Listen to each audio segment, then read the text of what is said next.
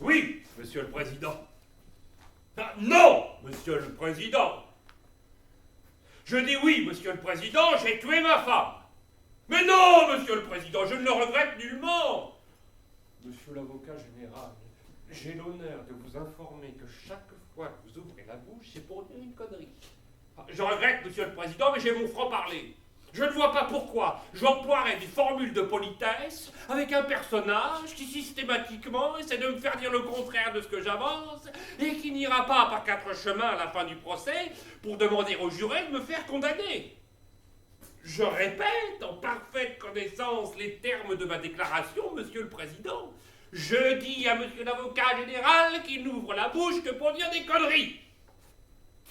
Je maintiens le terme, monsieur le président, je le trouve juste. Ça m'est absolument équilatéral, mon cher maître. Je suis ici pour les emmerder. Je l'ai tué, monsieur le président. Avec un revolver, c'est exact. Nullement, donc je n'aurais jamais acheté moi-même un revolver. Mais je ne sais pas, monsieur le président, je trouve que dans la vie, on ne pense pas à acheter un revolver. C'est vraiment une idée que je n'aurais jamais eue. Non, monsieur l'avocat général, je ne vous permets pas de dire que j'aurais eu cette idée lorsque j'affirme le contraire.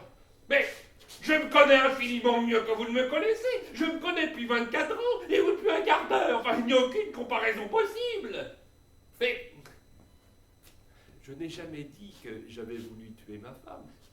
J'ai dit que j'étais enchanté de l'avoir fait et que je recommencerai à la première occasion. Très juste, monsieur le président, c'est exact. J'ai dit que tous les maris trompés devraient se donner cette satisfaction. J'irai plus loin que vous, monsieur l'avocat général. C'est une volupté. Je regrette, mon cher maître, mais le terme me paraît encore au-dessous de la vérité. Je dirais encore que par une conséquence naturelle, il n'y aurait plus de cocu. Ah, c'est possible, monsieur le président. Vous êtes sans doute plus compétent que moi en la matière. Parfaitement, je n'avais pas acheté ce revolver. C'était un cadeau de ma femme. Oui, ma femme m'avait offert cette arme, monsieur le président, parce qu'elle ne pouvait supporter la vue des souris. Des souris, oui, monsieur le président. Un soir, nous avions vu passer notre souris et je lui ai parié que si j'avais un revolver, je me sentais assez bon tireur pour l'oxyre durant son passage. Ah. L'oxyre, monsieur le président. C'est cela, oui. Je suis excellent tireur, monsieur le président. Je suis diplômé pour le tir au pistolet et au revolver. Nous avions essayé les souricières, monsieur le président. Sans résultat. Du fromage, monsieur le président. La souris n'a jamais été prise. Le fromage non plus. Je l'ai tué, monsieur le président. Oui, enfin, je veux dire, je les ai tués. Oui, parce qu'elle revenait, monsieur le président. Ayant oxy chaque fois, la veille, celle qui s'était présentée, j'ai dû en conclure que notre chambre ne cachait pas une souris, mais une famille de souris. J'ai tué la famille, monsieur le président. D'ailleurs, je ne cherche ni excuse ni circonstances atténuantes. Par exemple, je réclame la Légion d'honneur. Mais je ne plaisante nullement, monsieur l'avocat général, et je n'insulte pas la justice. Messieurs les jurés comprendront très vite pourquoi, ayant tué ma femme, j'insiste pour être nommé chevalier de la Légion d'honneur. C'est précisément pour avoir osé ce que 8 hommes sur 10 n'osent pas. Qu'ai-je fait, monsieur? Mais j'ai courageusement défendu la dignité de l'homme. Je vais vous le prouver. Monsieur l'avocat général, vous a-t-on déjà dit au cours de votre honorable carrière que vous aviez une parfaite tête de cocu?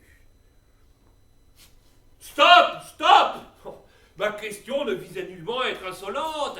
C'était un exercice, un test. La salle a ri. Messieurs les jurés ont ri également.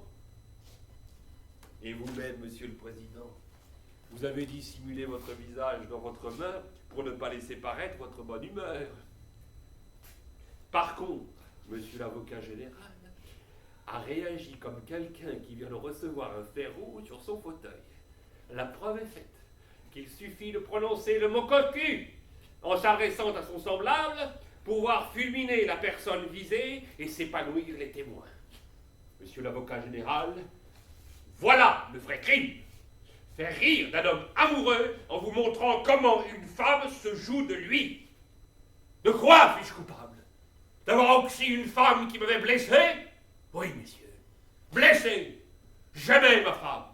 Jamais rien de sa part qui me laissait prévoir un nuage entre nous. Et brusquement, un soir, elle me laisse une lettre, m'annonçant qu'elle me quitte, en me priant de ne pas chercher à la revoir, me faire ça, moi, messieurs, avec 5 enfants. Pardon, c'est juste, monsieur le président, nous n'avions pas d'enfants, mais rien ne prouve que nous n'aurions pas pu en avoir. Avez-vous des enfants, monsieur le président? Je me suis laissé dire que non.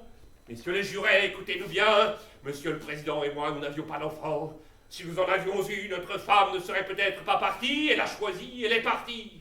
Et à ce moment-là, notre cas devient encore plus intéressant. Qui va nous entourer?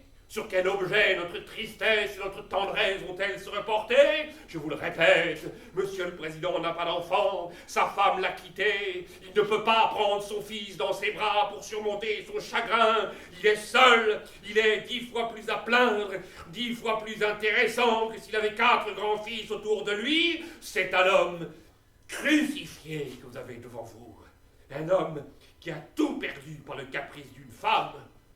Regardez-le. Va-t-il pouvoir continuer à exercer correctement son métier? Est-il capable de rendre la justice?